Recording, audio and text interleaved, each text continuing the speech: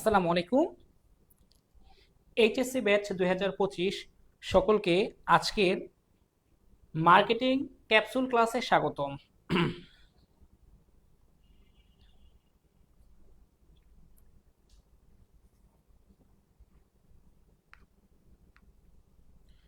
আজকে আমরা মার্কেটিং দ্বিতীয় পত্রের যে সকল অধ্যায়গুলো রয়েছে জাস্ট একটা ওভারভিউ করব ক্যাপসুলের মাধ্যমে।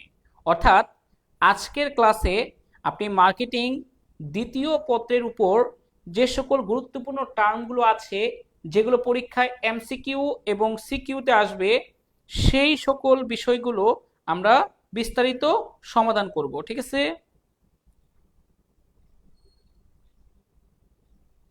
সবাই একটু ক্লাসে তাড়াতাড়ি যুক্ত হয়ে যায় এবং ক্লাসটি শেয়ার করে দেই, বন্ধুদের মেনশন করে দেই। আজকেই মূলত আমাদের এইচএসসি 2025-এর সর্বশেষ কমার্সের ক্লাস। হয়তো আপনাদের সাথে আমার এখানেই যাত্রা শেষ হবে। সবাই একটু দ্রুত চলে আসি এবং ক্লাসটি শেয়ার করে দেই। সবার নিশ্চয়ই প্রস্তুতি শেষ দিকে, একদম পড়াশোনা হয়ে গেছে, জাস্ট একটা রিভিউ। ঠিক আছে, ওভারভিউ একটা নিয়ে দিবেন। এটাই হচ্ছে আমাদের সর্বশেষ ক্লাস। তা অনেকের তো কমার্সের শিক্ষার্থী যাদের অর্থনীতি নেই, সাধারণত অর্থনীতি তো কমার্সে সবার থাকে না, তাদের তো কালকেই শেষ, তাই না? বিশাল একটা প্রেশারের মধ্যে আপনারা প্রেশার থেকে একটা রিলিজ হতে পারবেন। এরপরে আবার শুরু হবে কিন্তু অ্যাডমিশনের ক্লাস, কারণ ভালো রেজাল্টের পাশাপাশি আপনাকে ভালো একটা বিশ্ববিদ্যালয়ে চান্স পেতে হবে, তাই না? ভালো রেজাল্ট করলেই হবে না, শুধু ভালো একটা বিশ্ববিদ্যালয়ে চান্স পেতে হবে। তো সবাই একটু তাড়াতাড়ি চলে আসি এবং সবাই একটু ফ্রেন্ডদের মেনশন করে দিই। ওকে, ঠিক আছে, আর সময় নষ্ট না করে আমরা মূল আলোচনায় চলে আসি।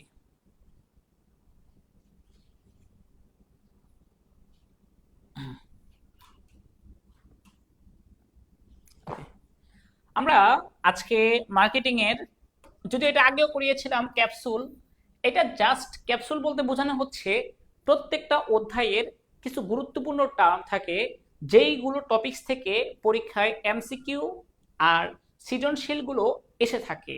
আমি মূলত এই ক্যাপসুল বলতে সেই সকল টপিকস এবং সেই সকল যে গুরুত্বপূর্ণ টার্ম এইগুলোকে মেনশন করে দেই, হাইলাইট করে দেই, যেন আপনাদের ধরতে সুবিধা হয়। কারণ একটা অধ্যায়ের যে 60-70 পেজ, সেই 60-70 পেজ পড়া কিন্তু অনেকের পক্ষেই সম্ভব হয় না, বা পড়লেও মনে রাখা সম্ভব হয় না, বা মনে থাকলেও অ্যাপ্লাই করা সহজ হয় না যে কোনটা থেকে লিখবে। তো চলুন আমরা আজকের 1 নম্বর ক্যাপসুল শুরু করি। টোটাল 36টা আছে। 36টা ক্যাপসুলের সাহায্যে পুরো মার্কেটিং বইটা, সেকেন্ড পেপারটা ফুল রিভিশন হয়ে যাবে। ল্যাটিন শব্দ মার্কেটাস, সেই শব্দ থেকে ইংরেজি মার্কেটিং শব্দ এসেছে। মার্কেটিং এর জনক হচ্ছেন জনক ফিলিপ কটলার। এটা ইম্পর্টেন্ট, কয়েকটা বোর্ডে এটা আসবে। এরপরে বিপণন একটি চলমান প্রক্রিয়া, বিপণন একটি ব্যবস্থাপকীয় প্রক্রিয়া, বিনিময় প্রক্রিয়া, সামাজিক প্রক্রিয়া। তার মধ্যে এটা ইম্পর্টেন্ট, এটা ইম্পর্টেন্ট, এটা ইম্পর্টেন্ট, এই তিনটা বেশি। সামাজিক প্রক্রিয়া কেন?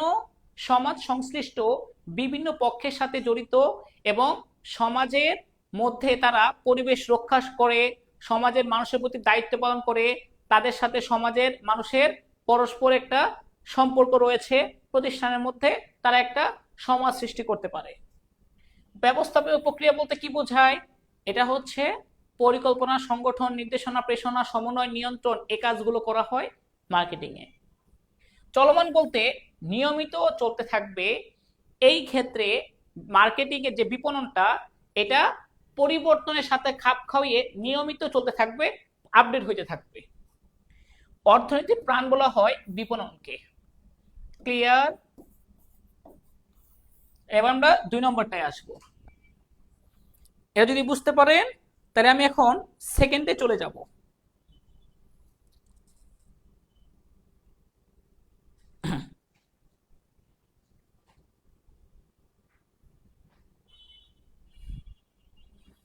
ওকে, শুধু বলবেন একটা করে শেষ হয়েছে কিনা, তারপর আমি চলে যাব দ্রুত। হ্যাঁ, ওকে, আচ্ছা, তারপরে আসি আমরা ক্লিয়ার। ওকে, এরপর আসেন এটা ক্যাপসুল 2 আছে হচ্ছে বিপণনকে, বিপণন ক্রেতাদের, না ক্রেতাদের, হ্যাঁ এটা তো ক্রেতা, হ্যাঁ বিপণন ক্রেতাদের জন্য কি সৃষ্টি করে, ভ্যালু সৃষ্টি করে। ভ্যালু মানে হচ্ছে সুবিধা, এটা কালকে কয়েকটা বোর্ডে এমসিকিউতে আসবে এই কথাটা। বিপণন ক্রেতাদের জন্য কি সৃষ্টি করে, ভ্যালু সৃষ্টি করে। ভ্যালু মানে কি, সুবিধা, পণ্যের মান, মূল্য, সেবা ইত্যাদির সমন্বয়ে ক্রেতার মনে পণ্য সম্পর্কে যে মনোভাব গড়ে ওঠে তাকে ভ্যালু বলে। ক্রেতা ভ্যালু বলতে কি বোঝায়, প্রাপ্ত সুবিধা মাইনাস ব্যয়িত অর্থ 100% আসবে। প্রাপ্ত সুবিধা, আপনি যতটুকু সুবিধা পাচ্ছেন আর যতটুকু অর্থ ব্যয় করছেন, এই দুটার পার্থক্য ক্রেতা ভ্যালু কতেও আসতে পারে। বিপণনে সবচেয়ে বেশি গুরুত্ব দেওয়া হয় কাকে, ভোক্তাকে। ভোক্তার সামর্থ্য, রুচি, প্রয়োজন ইত্যাদির উপর ভিত্তি করে বিপণনের সকল কার্যক্রম পরিচালিত হয়। এজন্য এই ভোক্তাকে বিপণনের মাঝখানে রাখা হয়, তাকে সন্তুষ্ট করতে চেষ্টা করে। বিপণনের মূল উদ্দেশ্য হচ্ছে এই যে ক্রেতা সন্তুষ্টি, মানে ভোক্তা সন্তুষ্টির বিষয়টা 100% আসবে, 100% কোনো মিস হবে না, এটা আসবেই এখান থেকে একাধিক এমসিকিউ আসবেই। আর ক্রেতা সন্তুষ্টি মানে কি, প্রত্যাশা মাইনাস প্রাপ্ত সুবিধা, বা সন্তুষ্টি বলতে আমরা বুঝি আনন্দ ও হতাশার অনুভূতি, আনন্দ ও হতাশার অনুভূতি। যদি আপনি আপনার যে প্রত্যাশা থাকে 200 টাকা, প্রাপ্তি হয় 100 টাকা, তাহলে আপনি হতাশ। আপনার প্রত্যাশা যদি থাকে 100, পান আপনি 150, তাহলে আপনি আনন্দিত হবেন। তার মানে ক্রেতা সন্তুষ্টি হচ্ছে প্রত্যাশা মাইনাস প্রাপ্ত সুবিধা, আনন্দ ও হতাশার অনুভূতি। মূল উদ্দেশ্য ক্রেতা সন্তুষ্টি। ক্রেতা ভ্যালু মানে প্রাপ্ত সুবিধা মাইনাস ব্যয়িত অর্থ। এইখান থেকে যে এমসিকিউ আসবে কয়টা, কমপক্ষে একটা, তবে দুইটা আসার সম্ভাবনা বেশি, 100%। ক্লিয়ার কিনা এটা জানান, তাহলে আমি পরেরটায় যাব। এই 2 নম্বর ক্যাপসুলটা ভেরি ভেরি ইম্পর্টেন্ট, 2 নম্বর ক্যাপসুলটা খুব গুরুত্বপূর্ণ। সবাই একটু কষ্ট করে 2 নম্বরটা পড়েন, 2 নম্বরটা অনেক বেশি গুরুত্বপূর্ণ। আর আমি যেগুলো হাইলাইট করে দিচ্ছি এগুলো একটু বেশি গুরুত্বপূর্ণ, যেগুলো হাইলাইট করে দিচ্ছি, যেমন 2 নম্বরটা, 4 নম্বরটা, 5 নম্বরটা, এগুলো হচ্ছে আমাদের বেশি গুরুত্বপূর্ণ। আচ্ছা, যে আলহামদুলিল্লাহ ভালো আছি। আপনারা একটু পড়াশোনার দিকে ফোকাস করেন, শেষ সময় একটু শেষ করি, আর বেশি বাকি নেই আমাদের। এরপর আসেন বিপণনের মৌলিক ধারণাগুলো কি কি, 5টি। একটা হচ্ছে প্রয়োজন, অভাব, চাহিদা। প্রয়োজন কি জিনিস, কোনো কিছু থেকে নিজেকে বঞ্চিত মনে করা। অভাব কি জিনিস, প্রয়োজন যখন ব্যক্তিত্ব এবং আমাদের সংস্কৃতি দ্বারা একটা বস্তুর দিক নির্দেশনা করে, সেটা হচ্ছে আমাদের অভাব। যেমন ক্ষুধা হচ্ছে প্রয়োজন, ভাত হচ্ছে অভাব। চাহিদা, চাহিদা হচ্ছে অভাব প্লাস ক্রয়ের সামর্থ্য এবং ইচ্ছা, সেটা হচ্ছে আমাদের চাহিদা। চাহিদার 3টা শর্ত। এটা যেমন ভাত ক্রয়ের সামর্থ্য যদি আমার থাকে, সেটা চাহিদা হবে। বিপণন অর্পণ, এর মধ্যে কি অন্তর্ভুক্ত একটু দেখেন। পণ্য সাধারণত দৃশ্যমান, অভাব পূরণে সক্ষম। সেবা অদৃশ্যমান, অভাব পূরণে সক্ষম। অভিজ্ঞতা বাস্তব জ্ঞান আছে, মানে বাস্তব কাজের জ্ঞান, বাস্তব কাজের জ্ঞান। বিনিময় ও সম্পর্ক, ক্রেতা ভ্যালু ও সন্তুষ্টি। এবং বাজার, বাজার বলতে কি বোঝায়, বর্তমান ও সম্ভাব্য ক্রেতার সমষ্টি, সম্ভাব্য ক্রেতার সমষ্টি। প্রশ্নে আমি কিভাবে আসে আমি একটু বলি। প্রশ্নে আসে হচ্ছে বিপণনের মৌলিক ধারণা কোনটি, বিপণনের মৌলিক ধারণা বহির্ভূত কোনটি, এটা মুখস্থ করতে হবে সবার জন্য, এটা মুখস্থ করা জরুরি। এটা পুরোটা মুখস্থ করেন কনসেপ্টটা, শুধু এইচএসসি না অ্যাডমিশনের জন্য আসবে এটা। এখান থেকে একটা এমসিকিউ থাকে, একটা। ওকে, ক্লিয়ার কিনা দেখেন, মানে 1 নাম্বার তো এখানে থাকবেই, এখান থেকে 1 নাম্বার থাকবেই। ওকে, বলেন 3 নাম্বারটা কি, ক্লিয়ার কিনা।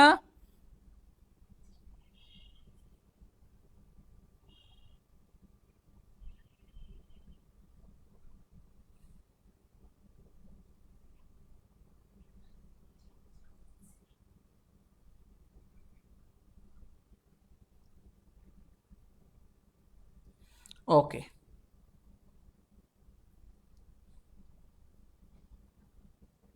আচ্ছা, তারপরে আসি আমরা এরপরে। দেখেন 4 নাম্বার ক্যাপসুল, এখানে বলছে কি সবচেয়ে প্রাচীন মতবাদ উৎপাদন মতবাদ। এই উৎপাদন মতবাদ অনুযায়ী আপনার কম দামে যেগুলো পাওয়া যায় এবং আশেপাশে পাওয়া যায় সেইগুলো কাস্টমাররা বেশি কিনে, এটা মনে করা হয়। বিজ্ঞাপন বা পণ্যের প্রসার, এটাকে গুরুত্ব দেওয়া হয় বিক্রয় মতবাদে। বিক্রয় মতবাদে আপনার গুরুত্ব দেয় কি, যে বেশি বেশি বিজ্ঞাপন দিবেন, বেশি বেশি বিক্রি হবে, বেশি বেশি মুনাফা হবে। অর্থাৎ অধিক বিজ্ঞাপন, অধিক বিক্রয়, অধিক মুনাফা। অর্থাৎ এখানে প্রসারকে বেশি গুরুত্ব দেয়। পণ্যের গুণগত মানকে গুরুত্ব দেওয়া হয় পণ্য মতবাদে। যেমন আইফোন, এখানে পণ্যের কোয়ালিটিটাকে বেস্ট করা হয়। যেমন হচ্ছে রোলেক্স ঘড়ি, এগুলো কোয়ালিটিটাকে বেস্ট করা হয়। পরিবেশকে গুরুত্ব দেওয়া হয় সামাজিক বিপণন মতবাদ। আর যদি বলে কোন যুগ, সামাজিক বিপণন যুগ। সামাজিক বিপণন যুগ 1970 সালে আমাদের সৃষ্টি হয়েছিল, উদ্ভব হয়েছিল। বাজারজাতকরণের অত্যাধুনিক মতবাদ হচ্ছে সমন্বিত বাজারজাতকরণ মতবাদ। এটা খুব বেশি আসে না এই অধ্যায় থেকে। হ্যাঁ, ওকে। বিপণন একটি ভোক্তামুখী প্রক্রিয়া। কেন? ভোক্তার প্রয়োজন, ভোক্তার অভাব, এগুলোকে গুরুত্ব দেয় সবচেয়ে বেশি। চলমান প্রক্রিয়া, পরিবর্তিত পরিস্থিতির সাথে এটা নিয়মিত আপডেট হয়। ব্যবস্থাপক প্রক্রিয়া, পরিকল্পনা, নিয়ন্ত্রণ, নির্দেশনা, প্রেষণা, সমন্বয়, এই কাজগুলো করা হয় বিপণনে। এই জন্য বিপণনকে বলা হয় ব্যবস্থাপকের প্রক্রিয়া।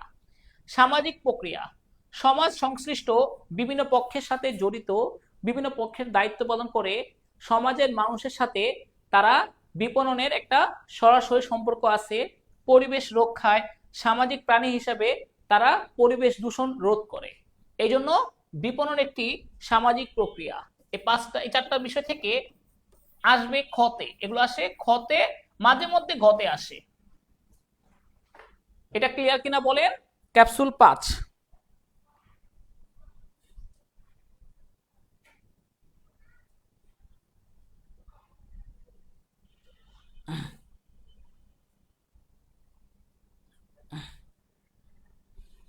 পাঁচ নাম্বারটা ক্লিয়ার? আচ্ছা,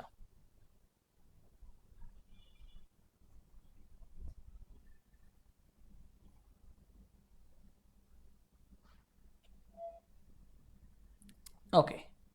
এরপরে আসি আমরা তারপরে 6 নম্বর, অযাচিত পণ্য বিক্রয় করা হয় বিক্রয় মতবাদে। কেন? কারণ অযাচিত পণ্যগুলো যেমন জীবন বীমা পলিসি, এগুলো হচ্ছে মানুষ কিনতে চায় না, বেশি বেশি বিজ্ঞাপন দিয়ে এগুলো কিনতে উদ্বুদ্ধ করা হয়। বাংলাদেশের জন্য উপযোগী বিক্রয় মতবাদ। মার্কেটিং মায়োফিয়া দেখা যায় পণ্য মতবাদে, এগুলো আপনারা এখন বুঝবেন না পরে। টেকসই মতবাদ, সামাজিক বিপণন মতবাদ। ক্রেতার প্রয়োজনকে গুরুত্ব দেওয়া হয় বাজারজাতকরণ বা বিপণন মতবাদে। আপাতত এইটুকু খুব ভালো করে দেখা লাগবে না। ক্যাপসুল 6 খুব বেশি গুরুত্বপূর্ণ না, এটা তো আগেই পড়াইছি। প্রয়োজন, কোনো কিছু থেকে নিজেকে বঞ্চিত মনে করা। অভাব, ব্যক্তির জ্ঞান ও সংস্কৃত দ্বারা বস্তুগত দিক নির্দেশনা। চাহিদা, অভাব, ক্রয়ের সামর্থ্য, ইচ্ছা, এই 3টা শর্ত থাকতে হবে। অভাব প্লাস ক্রয়ের সামর্থ্য প্লাস ইচ্ছা, এটা হচ্ছে আমাদের এই ক্যাপসুল 7। প্রয়োজন, অভাব, চাহিদা, এগুলো কতেও আসতে পারে, খতেও আসতে পারে, গতেও আসে। এরপর আসেন এইটা, বিপণন মিশ্রণের জনককে ম্যাককার্থি। এইটা আসলে সত্য কথা, ম্যাককার্থি হচ্ছে বিপণন মিশ্রণের জনক, কিন্তু আপনাদের বইতে দেখা যায় বিপণন মিশ্রণের জনক দিয়ে রাখছে নেইল এইচ বোর্ডেনকে, নেইল এইচ বোর্ডেন। তো আমি আপনাদের প্রেফার করব, যেহেতু এটা আপনার সঠিক হইলেও আপনার নেইল এইচ বোর্ডেনটা দিয়ে। বিপণনের ধারণা তিনি দিয়েছেন, নেইল এইচ বোর্ডেন। নেইল এইচ বোর্ডেন তিনি হচ্ছে বিপণনের ধারণা প্রথম দিয়েছেন। 4P এর ধারণাতে রয়েছে প্রোডাক্ট, প্রাইস, প্লেস, প্রমোশন। বৈচিত্র্য, মান, সেবা, বৈশিষ্ট্য, ব্র্যান্ড নেম, মৌলিকীকরণ, এগুলো প্রোডাক্টের সাথে সম্পর্কিত। এগুলো আমাদের 4র্থ অধ্যায়ে আছে বিস্তারিত। পরিবহন, আওতাভুক্ত এলাকা, সমাবেশ, অবস্থান, মজুদ, এগুলো প্লেসের সাথে সম্পর্কিত। আর প্রাইসের সাথে বাকি শর্ত, পরিশোধের সময়, ছাড়, বাট্টা, তালিকা মূল্যের সাথে সম্পর্কিত। আর বিজ্ঞাপন, ব্যক্তিক বিক্রয়, বিক্রয় প্রসার, জনসংযোগ, প্রত্যক্ষ বিপণন, প্রমোশনের সাথে সম্পর্কিত। এই হচ্ছে বিপণনের 4টা 4P: product, price, place, promotion. যার ধারণা প্রথম দিয়েছে নেল এইচ বোর্ডেন, তবে এইচএসসি পরীক্ষার জন্য আমি বলবো এটাকেই জনক হিসাবে ধরতে। ঠিক আছে?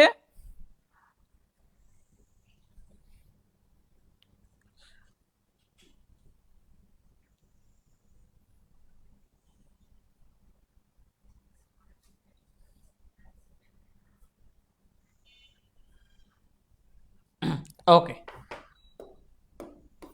এই যে বিপণন কার্যাবলী অধ্যায় 3। বিপণন কার্যাবলীকে 3 ভাবে ভাগ করা যায়, যেটা ক্লার্ক করছেন। একটা হচ্ছে বিনিময় কার্যাবলী, যেটা ক্রয় বিক্রয়। দেখেন, ক্রয় বিক্রয় বিনিময়গত কার্যাবলী, যেগুলো সত্যগত উপযোগ সৃষ্টি করে। গুদামজাতকরণ, পরিবহন এবং মৌলিকীকরণ, এই 3টা বন্টন সংক্রান্ত কাজ। আর মান নির্ধারণ, অর্থ সংস্থান মানে ব্যাংক, বিজ্ঞাপন, এগুলো সহায়ক কাজ। এবার বীমাও আছে এখানে, বীমাও সহায়ক কাজের অন্তর্ভুক্ত। ঠিক আছে? আচ্ছা, এরপরে আসি আমরা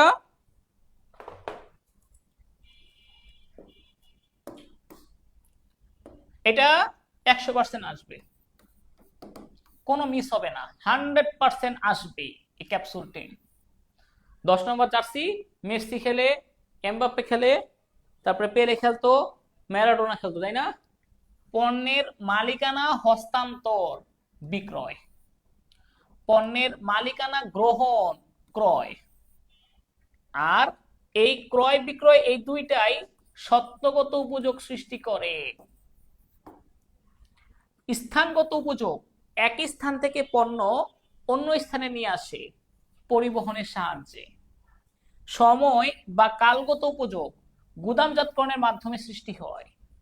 পণ্যকে নষ্ট থেকে রক্ষা ও আকর্ষণীয় করে মোড়কীকরণ। ঝুঁকিগত উপযোগ সৃষ্টি করে বীমা। অর্থগত উপযোগ সৃষ্টি করে ব্যাংক। এইটুকু ক্লিয়ার কিনা জানান।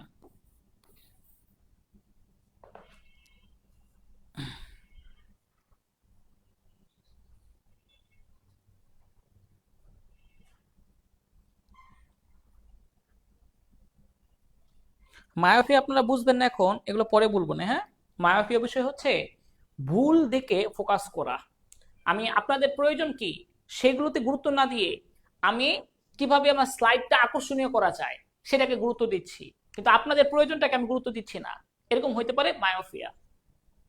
এখান থেকে প্রশ্ন আসবে 100%। হ্যাঁ, এখান থেকে 100% আসবে, একটা না একাধিক আসবে, এখান থেকে একাধিক আসবে। এরপর আসেন এই বিপণন কার্যাবলীর প্রধান উদ্দেশ্য। কেন এই বিপণন কার্যাবলী করা হয়? বিক্রির উদ্দেশ্যে, কারণ বিক্রয় থেকে তাদের আয় হবে আর বাকিগুলো থেকে ব্যয় হয়। ওয়ারেন্টি, গ্যারান্টি, হোম ডেলিভারি, সংস্থাপন, এগুলো হচ্ছে বিক্রয়োত্তর সেবা। পণ্য বিক্রয়ের পরেও সেবা দেওয়া হলে তাকে বিক্রয়োত্তর সেবা বলে। সাধারণত ইলেকট্রনিক পণ্যে, টিভি, ফ্রিজ, রেডিও, এসি, এগুলোতে আমাদের এই বিক্রয়োত্তর সেবা দেয়। বিপণনের কাজ নয় কর্মী সন্তুষ্টি করা, এটা বিপণনের কাজ নয়। ব্যবস্থাপনা, এগুলো বিপণনের সরাসরি কাজের অন্তর্ভুক্ত নয়। কোন বিপণনকে বলা হয় ব্যবস্থাপনা প্রক্রিয়া, কিন্তু বিপণনের ব্যবস্থাপনার কাজ নয় সরাসরি।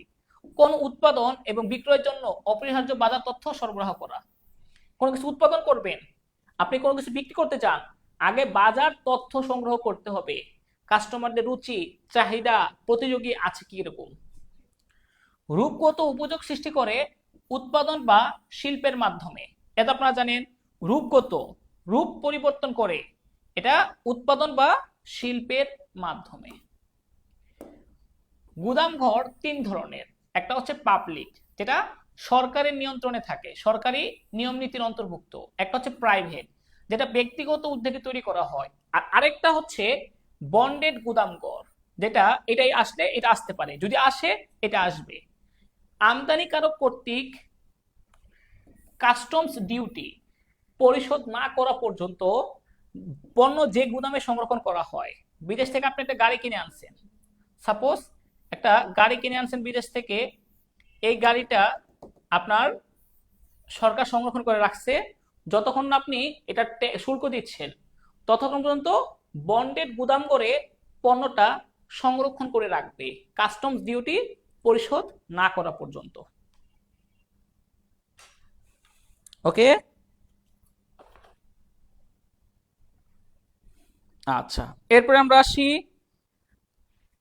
এটা ক্লিয়ার প্লিজ? একটা কিনলে একটা ফ্রি, 50% বিক্রয়, এটা কি ধরনের বিক্রয় প্রসার? এগুলো হচ্ছে ভোক্তামুখী বিক্রয় প্রসার, ভোক্তাদেরকে লোভ দেখায় এই পণ্য কিনো, এগুলো হচ্ছে ভোক্তামুখী। প্রিমিয়াম, একটা কিনলে একটা ফ্রি, নমুনা বিতরণ, এগুলো হচ্ছে ভোক্তামুখী। হ্যাঁ, শিল্প তো রূপগত উপযোগ সৃষ্টি করে।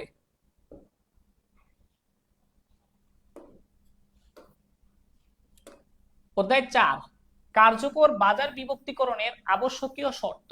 একটা বাজার বিভক্তি করার কার্যকর শর্ত 5টি, এখান থেকে একটি এমসিকিউ থাকবে, কয়েকটা বোর্ডে থাকবে একটি এমসিকিউ নিশ্চিত। কি কি? পরিমাপযোগ্য হইতে হবে, প্রবেশযোগ্য হইতে হবে, পর্যাপ্ত থাকতে হবে, পৃথকীকরণ করা যাবে এবং সেটা কার্যোপযোগী হতে হবে। কার্যকর বাজার বিভক্তিকরণের আবশ্যকীয় শর্ত, এটা মুখস্থ করেন। এটা শুধু এইচএসসি না, অ্যাডমিশনেও খুব বেশি কাজে লাগে। ঠিক আছে, এটা এইচএসসি, শুধুমাত্র এইচএসসি না, অ্যাডমিশনের ক্ষেত্রেও এটা খুব কাজে লাগবে। বেশিক্ষণ সময় লাগবে না, দ্রুত শেষ হয়ে যাবে। হ্যাঁ, ওকে, আচ্ছা ডান, ভেরি গুড। 13 নম্বর শেষ।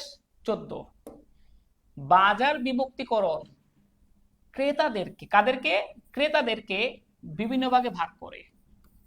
100% কয়েকটা বোর্ডে আসবে। ক্রেতা বাজার কাকে বলে? বর্তমান ও সম্ভাব্য ক্রেতা সমষ্টি হচ্ছে বাজার। বাজারে প্রবেশের জন্য এক বা একাধিক মার্কেট সেগমেন্ট নির্বাচন করা হচ্ছে মার্কেট টার্গেটিং। আর একই জাতীয় প্রয়োজন ও আকাঙ্ক্ষা আছে এমন একদল ক্রেতা নিয়ে গঠিত হয় বাজার সেগমেন্ট। এটা বুঝতে না পারলে আমি বুঝাই। যেমন এইচএসসি শিক্ষার্থী যারা, তাদের 3টা সেগমেন্ট আছে, আর্টস, কমার্স, সায়েন্স। সায়েন্সের আর্টসের চাহিদা একই রকম, কমার্সের চাহিদা একই রকম, সায়েন্সের চাহিদা একই রকম। এগুলো হচ্ছে বাজার সেগমেন্ট। বাজারকে বিভিন্ন ভাগে ভাগ করলাম, আর্টসের চাহিদা একরকম, কমার্সের চাহিদা একরকম, সায়েন্সের চাহিদা একরকম। তো আমরা আমরা মূলত টার্গেট করলাম, এই টার্গেট করলাম কাদেরকে? কমার্সের শিক্ষার্থীদেরকে। আমরা কমার্সের শিক্ষার্থীদের জন্য কোর্স করাবো, তাদেরকে আমরা টার্গেট করলাম। এটা হচ্ছে মার্কেট টার্গেটিং, অর্থাৎ একাধিক মার্কেট, এক বা একাধিক মার্কেট সেগমেন্ট নির্বাচন করা। আমরা কমার্সের শিক্ষার্থীদের নির্বাচন করলাম, আর্টস বাদ, সায়েন্স বাদ, তাদেরকে আমরা সেবা দিব না, আমরা শুধু কমার্সের শিক্ষার্থীদের সেবা দিব অ্যাডমিশনে। হ্যাঁ, ক্লাসের পরে আমরা এক্সাম নিব, ক্লাসের পরে কিন্তু এক্সাম আছে অবশ্যই। এটা হলো 3 নাম্বার মডেল টেস্ট ক্লাসের পরে।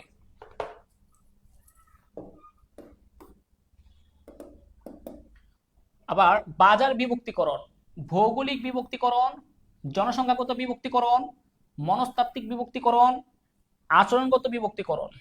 তার মধ্যে দেখেন ভৌগোলিক বিভক্তিকরণ কি কি?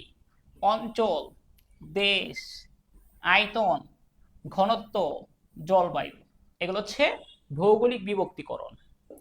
এরপর আসেন বয়স, আপনার বয়স কত, আপনার পেশা কি, আপনার ধর্ম কি, আপনি উচ্চশিক্ষিত, কতটুকু উচ্চশিক্ষিত, এটা আপনি কতটুকু শিক্ষিত, উচ্চশিক্ষিত, আপনার জাতীয়তা, এগুলো হচ্ছে জনসংখ্যাগত।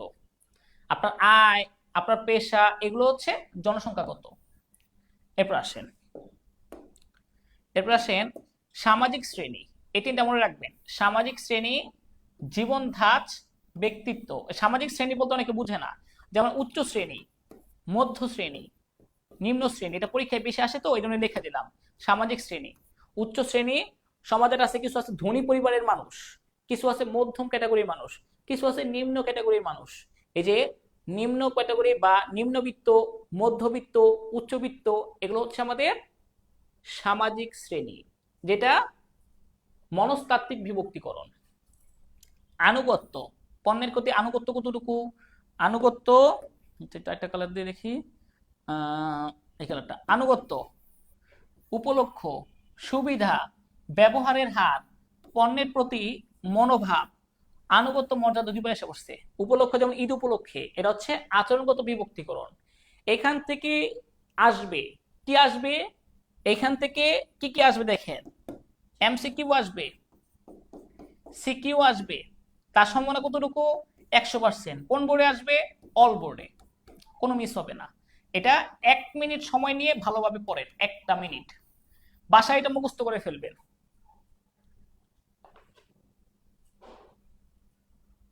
না, 4টি আরো আছে, আমি তো কয়েকটা লেখাইছি, এ তো অনেকগুলো আছে। জনসংখ্যা বিভক্তিকরণ তো অনেকগুলো আছে।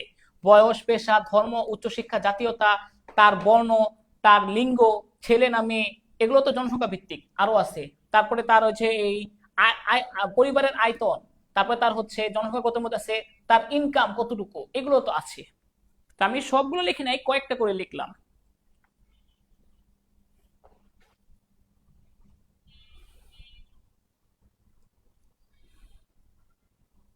সেগমেন্ট কি যে বললাম, ভাগ করা। আপনাদের আপনাদের এইচএসসি শিক্ষার্থী 3 ভাগে বিভক্ত, কমার্স, আর্টস, সায়েন্স। এটা হচ্ছে সেগমেন্ট। কমার্সের সেগমেন্ট, আর্টসের সেগমেন্ট, সায়েন্সের সেগমেন্ট। তার মধ্যে আমরা টার্গেট করছি কাদের? কমার্সদের। এটা হচ্ছে টার্গেট।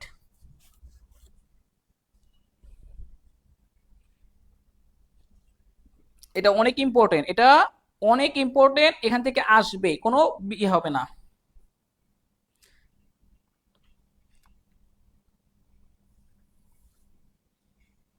হ্যাঁ, এই দুটার মধ্যে প্যাচ লাগে বেশি। এই জন্য আমি সবাইকে সাজেস্ট করব এই 3টা মুখস্থ করে ফেলেন। এই 3টার নাম দেখলেই মনস্তাত্ত্বিক, আর বাকিগুলো দেখলে বোঝা যায় জনসংখ্যা কত, আর এইগুলো পার্থক্য বোঝা যায়। ভোক্তা বাজারের বৈশিষ্ট্য। আমরা জানি ভোক্তা হচ্ছে আমরা সবাই, আমরা সবাই ভোক্তা। আমাদের সবাই ভোগের উদ্দেশ্যে পণ্য ক্রয় করি। ক্রেতার সংখ্যা বেশি, সবাই ভোক্তা। বন্টন প্রণালী দীর্ঘ হয়, ভেরি ভেরি ইম্পর্টেন্ট এটা। অল্প পরিমাণে ক্রয় করে। হ্যাঁ, আমরা মাছ কিনতে যাই 150, 200 টাকার, 500 টাকার মাছ কিনি, কিন্তু শিল্প বাজারের ক্রেতারা এই 40,000 টাকার মাছ কিনে, কারণ তারা তো বিক্রি করবে আবার। ক্রয়ের ঘনত্ব বেশি, প্রতিদিনই কিনি, আমরা দেখছে বারবার কিনি, মানে বারবার ক্রয় করা হয়। পণ্য সম্পর্কে ধারণা কম, আমরা আসলে মাছ চিনি না। এই যে একটা মাছ কিনতে যাবেন, আপনি কি বলতে পারবেন এটা ভালো মাছ না খারাপ মাছ? কিন্তু শিল্প বাজার ক্রেতারা এটা অনুমান করতে পারে না এই মাছটা ভালো, কারণ তাদের একটা ধারণা বেশি। ভোক্তা বাজারের বৈশিষ্ট্য, ক্রেতার সংখ্যা বেশি, বন্টন প্রণালী দীর্ঘ, অল্প পরিমাণে ক্রয়, ক্রয়ের ঘনত্ব বেশি, পণ্য সম্পর্কে ধারণা কম। ক্লিয়ার কিনা জানা? তাহলে আমি পরেরটায় যাব।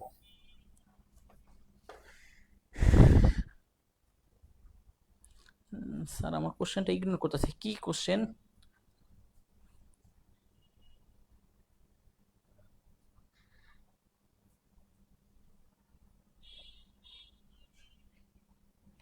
টিভি প্লাস ফোন বিশিষ্ট পণ্য কিনা? শোনেন একটু আমি বলি। টিভি প্লাস ফোন এগুলো শপিং পণ্য প্রথমত। পরে টিভি যখন এলজি টিভি হবে, ফোন যখন আইফোন হবে, ব্র্যান্ডেড থাকবে, তখন সেটা বিশিষ্ট। ওকে,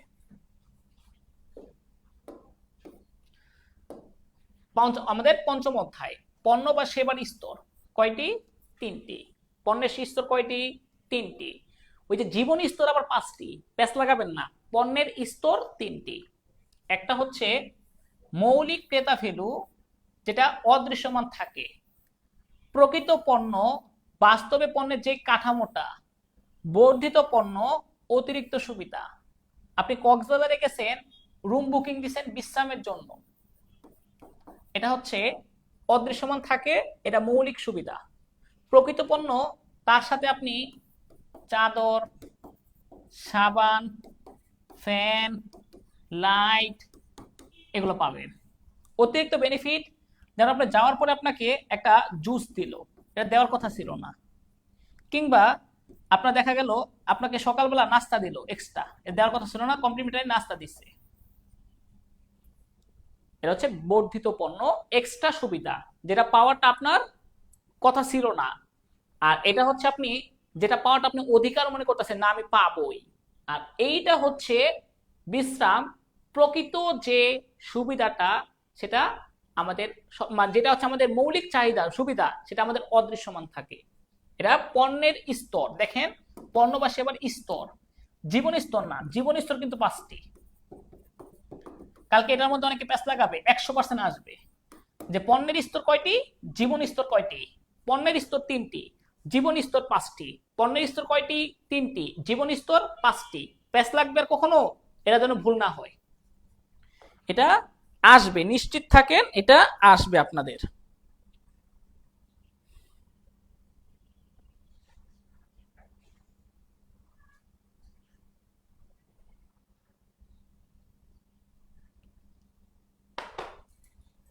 এরপর আসেন এই যে যেটা বললাম পণ্যের জীবন স্তর, এটা তো অনেক বড়, আর এটা থেকে আসবে 100% আসবেই। এটা একটু অনেক বড়, একটু বুঝাই আপনাদের, একটু সংক্ষেপে বুঝাই দেয় যতটুকু সম্ভব। উন্নয়ন স্তর, এখানে আপনার কোনো পণ্য বিক্রি হয় না, গবেষণা করা হয়, প্রচুর অর্থ ব্যয় হয়, কোনো বিক্রয় হয় না। সূচনা স্তর, এই স্তরে পণ্য প্রথমবার বাজারে আসে, এখানে আপনার প্রথমবারের মতো পণ্য বাজারে আসে, বিক্রয় শুরু হয়, ক্রেতাপতি খরচটা একটু বেশি থাকে এই জন্য। প্রবৃদ্ধি স্তর, দ্রুত বিক্রয় হয়, দ্রুত মুনাফা হয়, ভাইরাল হয়ে যায়, সেটা হচ্ছে আমাদের প্রবৃদ্ধি স্তরে দ্রুত বিক্রয়, দ্রুত মুনাফা হয়, বাজারে অল্প অল্প প্রতিযোগীর আগমন ঘটে। আর পূর্ণতা স্তরটা দেখেন ভালো করে, পূর্ণতা স্তরটা ভালো করে দেখেন, সর্বোচ্চ বিক্রয়, সর্বোচ্চ মুনাফা, তীব্র প্রতিযোগিতা হয়। এই জন্য পণ্যের মধ্যে কিছু পরিবর্তন আনতে হয়, কারণ তীব্র প্রতিযোগিতা, এই জন্য পরিবর্তন আনতে হয় যেন প্রতিযোগিতায় টিকে থাকা সম্ভব হয়। কারণ আপনি যখন পূর্ণতা স্তরে যাবেন, সবার সাথে কম্পিটিশন করতে গেলে টিকে থাকতে হবে, এই জন্য পরিবর্তন করতে হয়। পতন স্তর, বিক্রয় হ্রাস পায়, মুনাফা কমতে থাকে, একসময় পণ্যটি হারিয়ে যায়। এটা একটু ক্লিয়ার করে নেন। সবচেয়ে বড় ক্যাপসুল বা সবচেয়ে জটিল ক্যাপসুল হচ্ছে এটা, 18 নম্বর ক্যাপসুলটা। হ্যাঁ, এটা সবচেয়ে বেশি কঠিন।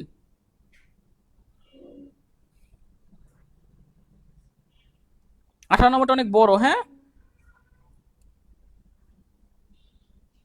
18 নম্বরটা একটু বড় ছিল, এটা বললাম এটা একটু বড়। হ্যাঁ, আচ্ছা আচ্ছা,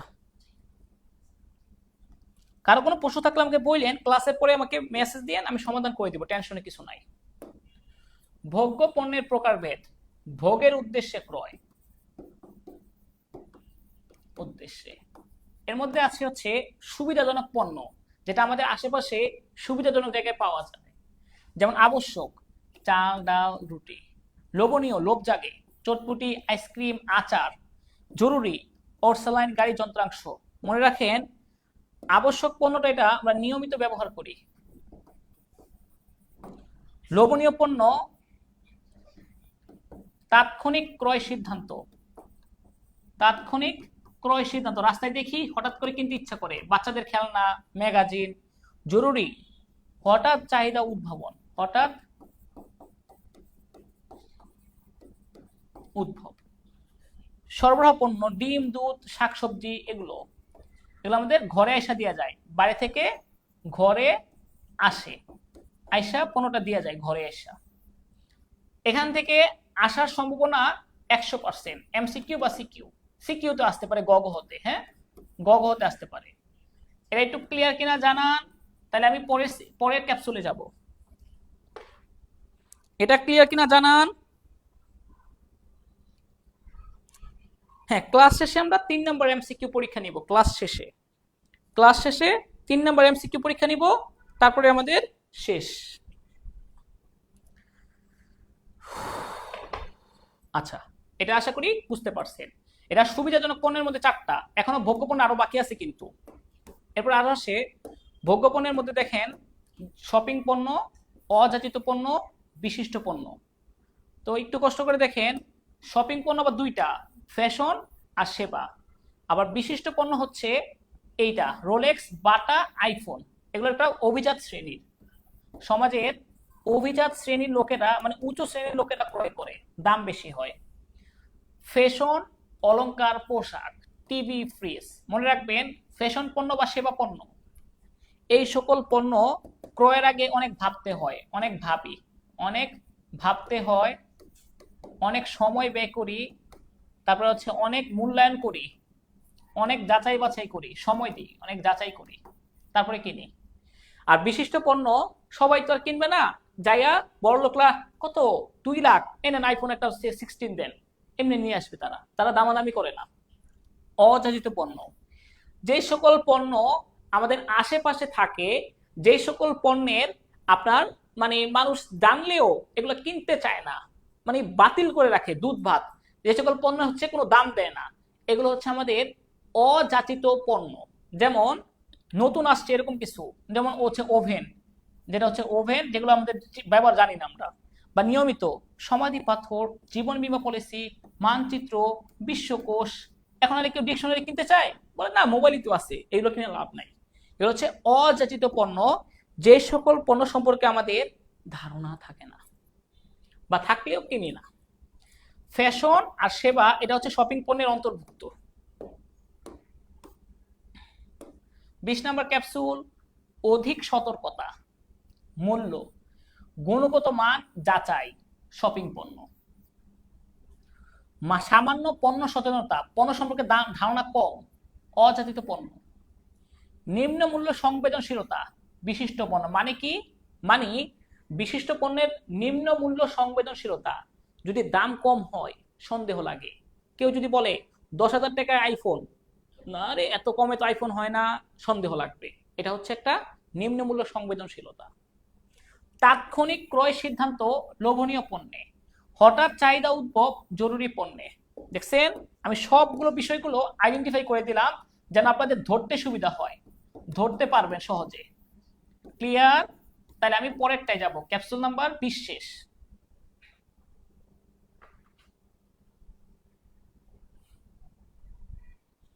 ক্লাসের পরে আমি ক্যাপসুলগুলো দিয়ে দেবো না করে আপনাদের। হ্যাঁ, এই ক্লাসে উল্টা কথা বলবেন না। উন্নয়ন স্তরে তো কোনো মুনাফাই থাকে না। উন্নয়ন স্তরে মুনাফা আসবে কোথা থেকে? ঋণাত্মক হয়, মুনাফা শূন্যের কম, ঋণাত্মক হয়, মানে কোনো মুনাফাই হয় না। আচ্ছা,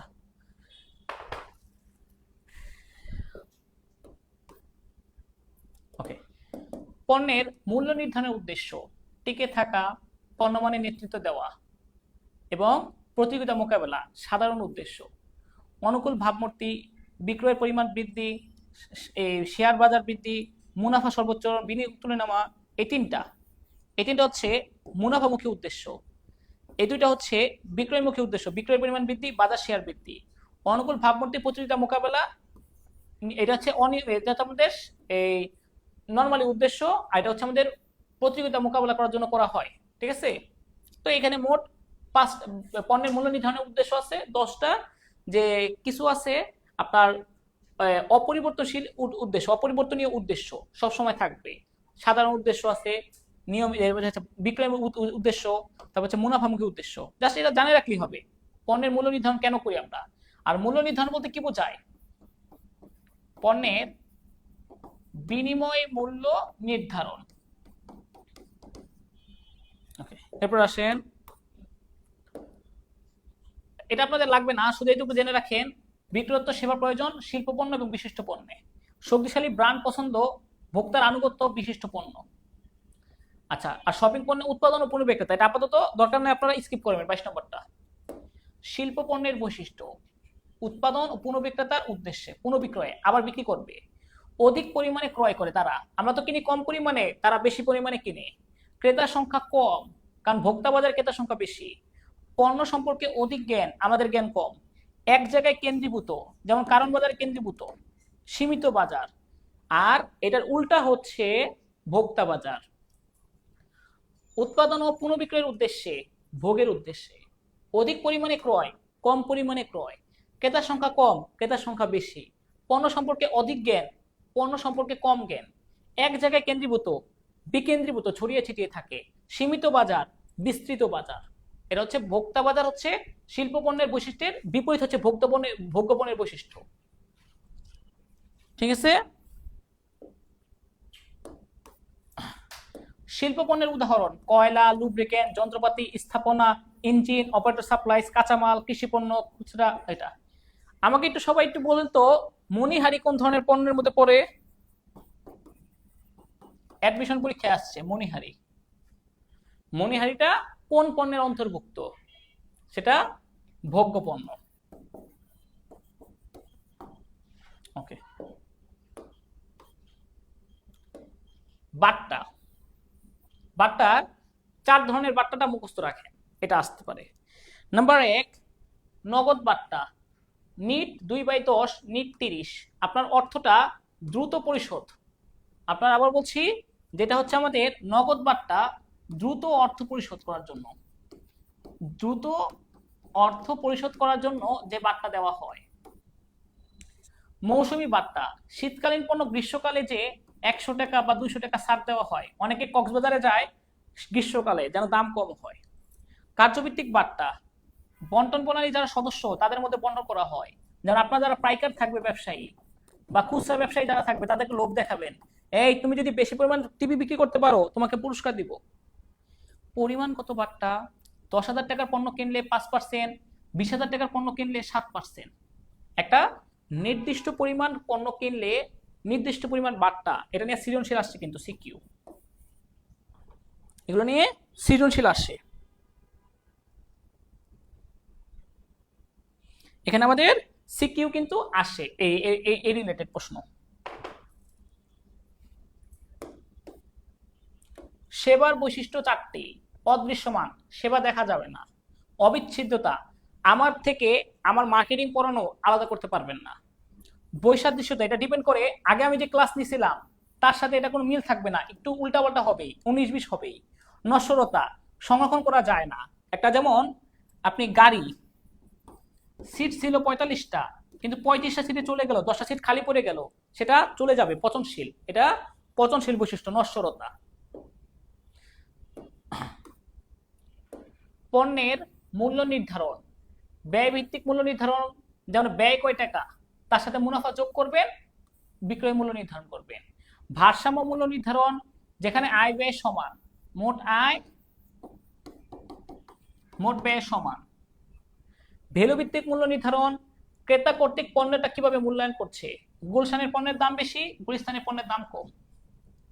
প্রতিযোগিতা ভিত্তিক মূল্য নির্ধারণ, বাজারে চলমান হারে প্রতিযোগীরা কয় টাকা করে মূল্য নির্ধারণ করতেছে তার উপর ভিত্তি করে আমি মূল্য নির্ধারণ করব। যেমন সি ইউনিটের কোর্স কেউ চালায় 3600 টাকায়, কেউ 2900 টাকায়, কেউ 4000 টাকায়, আমরা চালাই 3500 টাকায় এখন অফারে। চাহিদা ভিত্তিক মূল্য নির্ধারণ, চাহিদা যখন বেশি দাম বেশি, চাহিদা যখন কম দাম কম। চাহিদা বেশি হলে দাম বেশি, চাহিদা কম হলে দাম কম। আচ্ছা,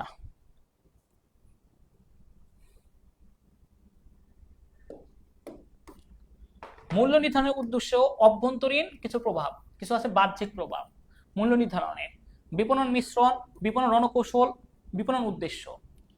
চাহিদা বাজার বাহ্যিক, প্রতিযোগিতা বাহ্যিক, সরকার বাহ্যিক। এটা এমসিকিউতে আসতে পারে যে পণ্যের মূল্য নির্ধারণের প্রভাব, অভ্যন্তরীণ প্রভাব কারা কি কি, বাহ্যিক প্রভাব কি কি। বিপণন প্রসারের হাতিয়ার কয়টি? 5টি। ওকে, লাস্ট অধ্যায় আমাদের। বিজ্ঞাপন, ব্যক্তিক বিক্রয়, জনসংযোগ, বিক্রয় প্রসার, প্রত্যক্ষ বাজারজাতকরণ বা বিপণন। এটা তো মুখস্থ করেন,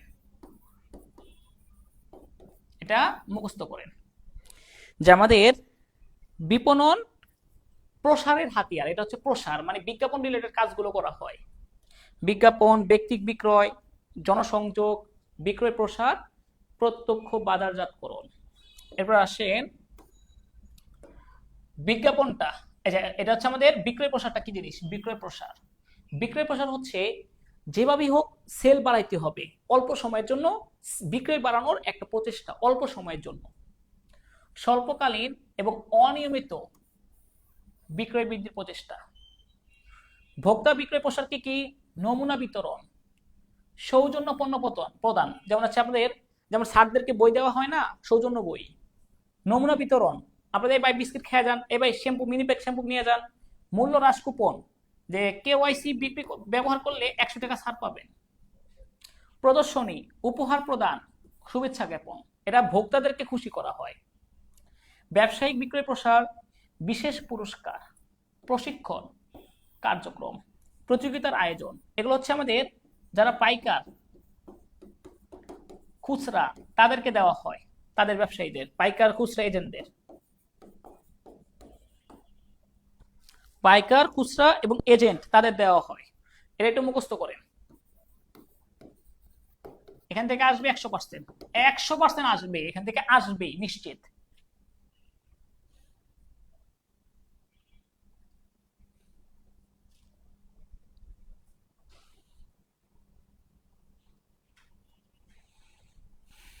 জনসংযোগ আর প্রচার, জনসংযোগের মধ্যেই প্রচার অন্তর্ভুক্ত। হ্যাঁ, জনসংযোগের মধ্যেই প্রচার অন্তর্ভুক্ত। বিজ্ঞাপনের ধারণা। বিজ্ঞাপন অর্থ প্রদত্ত মাধ্যম, টাকা পয়সা দেওয়া হয়।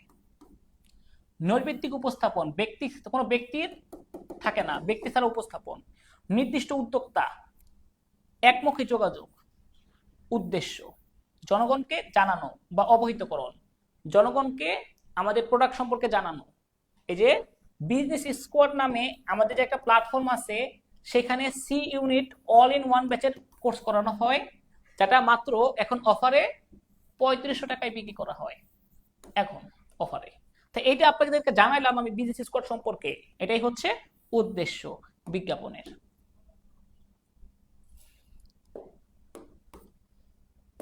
সংবাদপত্র সবচেয়ে প্রাচীন তবে শিক্ষিত বিজ্ঞাপনের মাধ্যম, এটা হচ্ছে বিজ্ঞাপনের মাধ্যম। টেলিভিশন জনপ্রিয়, সুপরিচিত, কার্যকরী মাধ্যম। আকাশ বিজ্ঞাপন ব্যয়বহুল। রেডিও কম খরচ প্লাস অডিও, অডিও শোনা যায়। অনলাইনের সর্বাধুনিক পদ্ধতি ফেসবুক মেসেঞ্জার, এটা সবচেয়ে আধুনিক, ঠিক আছে, সবচেয়ে ব্যয়বহুল। এছাড়া আছে আরো ট্রানজিট বিজ্ঞাপন আছে, ট্রানজিট গাড়ির পিছনে সিল মেরে দেওয়া,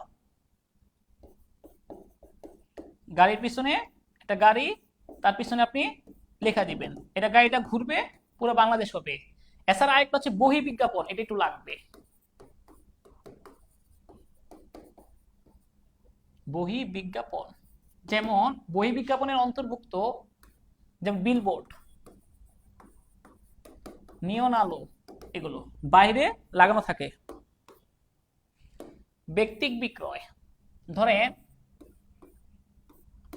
আমাদের কোর্স সম্পর্কে আপনাকে জানানো হয়েছে যে এই বিজনেস স্কুলে একটা কোর্স আছে, তুই কি ভর্তি হবি? আমি ভর্তি হয়ে গেছি 3500 টাকায়। আপনি গেছেন, আপনি আমি আপনাকে যে বলতেছি এই তুমি আমাদের কোর্সে ভর্তি হও, আমাদের কোর্সে তো আমরা ভালো সেবা দিচ্ছি। তো আপনি বলতেছেন স্যার আমি আসলে পাস নিয়ে টেনশনে আছি, ভর্তি হব কি না চিন্তা করতেছি।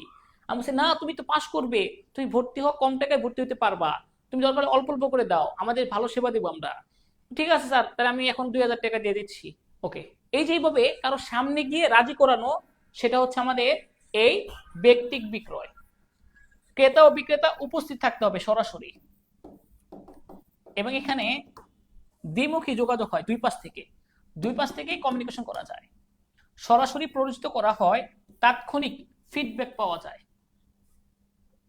তাৎক্ষণিক ফিডব্যাক পাওয়া যায়। এটা হচ্ছে আমাদের এই যে লাস্টের অধ্যায়টা, বিপণন প্রসার। ওকে, গ্রিন মার্কেটিং, এটা সর্বপ্রথম আলোচনা হয়েছিল 1970 সালে। সম্পদের সর্বোচ্চ ব্যবহার, পরিবেশ দূষণ ক্ষতিকর প্রভাব, রিডিউস রিউজ রিডাইস, বহিস্থ সবুজায়ন কার্যক্রমের সাথে অন্তর্ভুক্ত। এটা আপনাদের সরাসরি অন্তর্ভুক্ত নাই অধ্যায়ের সাথে, আইসা পড়তে পারে, তবে স্কিপ করাই ভালো। টেলি মার্কেটিং কিসের অংশ? প্রত্যক্ষ বিপণন। অনেকে প্রত্যক্ষ বিপণনটা বুঝেন না। প্রত্যক্ষ বিপণন হচ্ছে আপনার সাথে আমি ফোনে কথা বলবো, ইমেলে কথা বলবো, মেসেজ দিয়ে কথা বলবো, হোয়াটসঅ্যাপে কথা বলবো, টেলিমার্কেটিং প্রত্যক্ষ বিপণন। যেটা অনলাইনে বিপণনের সমস্যা, গোপনীয়তা প্রকাশ করতে হয়, অর্থ প্রদত্ত হয় না প্রচার। শোনেন, অর্থ প্রদত্ত মাধ্যম নৈর্ভিত্তিক উপস্থাপন বিজ্ঞাপন, অর্থ প্রদত্ত ব্যতীত নৈর্ভিত্তিক উপস্থাপন সেটা প্রচার, মানুষের মুখে মুখে তৃতীয় পক্ষ দ্বারা প্রচারিত হয়। এটা এটা কোনো টাকা দেওয়া লাগে না। বিপণন কৌশলের হাতিয়ার নয় অপপ্রচার। ক্রেতাদের সাথে সরাসরি সম্পর্ক সৃষ্টি হয় ব্যক্তিক বিক্রয়ে, কারণ আপনি সরাসরি ব্যক্তির কাছে গিয়ে কথা বলবেন। যানবাহনের মাধ্যমে প্রচারিত বিজ্ঞাপন ট্রানজিট বিজ্ঞাপন, গাড়ির পিছনে দিয়ে দেন। বিলবোর্ড, নিয়ন আলো, প্রচারপত্র, বিজ্ঞাপনী ফলক, বই বিজ্ঞাপন, ভেরি ভেরি ইম্পর্টেন্ট, সৃজনশীল আসছে অনেকগুলা। একটি কিনলে একটি ফি, বিক্রয় প্রসার, ভোক্তামুখী, লোভ দেখায়, স্বল্পমেয়াদী। বিজ্ঞাপনের ব্যয় চূড়ান্ত পর্যায়ে বহন করে কে? ভোক্তারা। এই বিজ্ঞাপনের জন্য যত টাকা ব্যয় হবে সব কিছু আমি আদায় করবো কার থেকে? আপনাদের থেকে। এই যে আমি প্রমোশনাল অ্যাক্টিভিটিস খরচ করতেছি, এগুলো আমি পরে আপনাদের কোর্স কিনবেন সেখান থেকে আমি আদায় করব।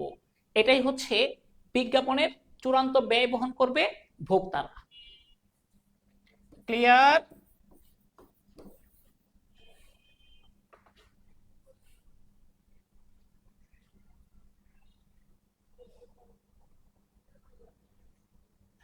না, চিত্র দিলে কাটবে না। মানে জীবনচক্র নিয়ে প্রশ্ন আসলে চিত্র দিতে পারবেন, এবং যেই চিত্রটা বলবে সেই চিত্র মানে যে অংশটা বলবে যে পূর্ণতা স্তর, ওইটা ভালো করে হাইলাইট করবেন যে এইটা হচ্ছে পূর্ণতা স্তর। এবার বাইকে দিতে পারলে ভালো।